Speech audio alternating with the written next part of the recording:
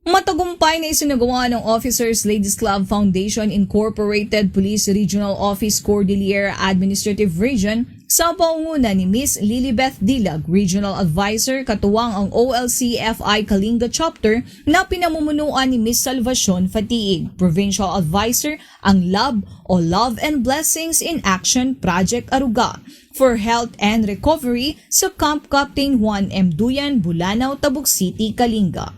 Isa sa mga tampok ng programa ang pamamahagi ng assistance sa 7 benepisyaryo ng Kalinga Police Provincial Office. Ang ipinagkaloob na tulong pinansyal ay naglalayong makatulong sa kanilang gastusing medikal at pagpapagaling, gayon din upang magbigay ng pag-asa, lakas ng loob at suporta sa kanilang patuloy na pagbangon. Namahagi rin sila ng isang sakong bigas sa bawat benepisyaryo.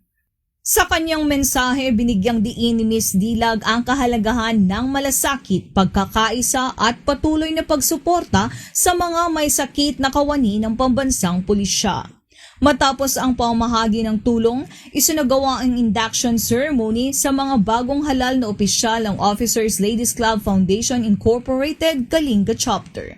Bilang panibagong hakbang sa patuloy na pagsusulong ng serbisyo, pagkakaisa at aktibong pakikilahok sa mga gawaing pangkomunidad na pinangunahan ng Provincial Director ng Kalinga Police Provincial Office na si Police Colonel Gilbert Fatiig. Patuloy na naninindigan ang Officers Ladies Club Foundation Incorporated sa advokasya nitong pangalagaan ang kapakanan at kagalingan ng mga kawani ng Philippine National Police, kanilang mga pamilya at ng mga komunidad na kanilang pinaglilingkuran.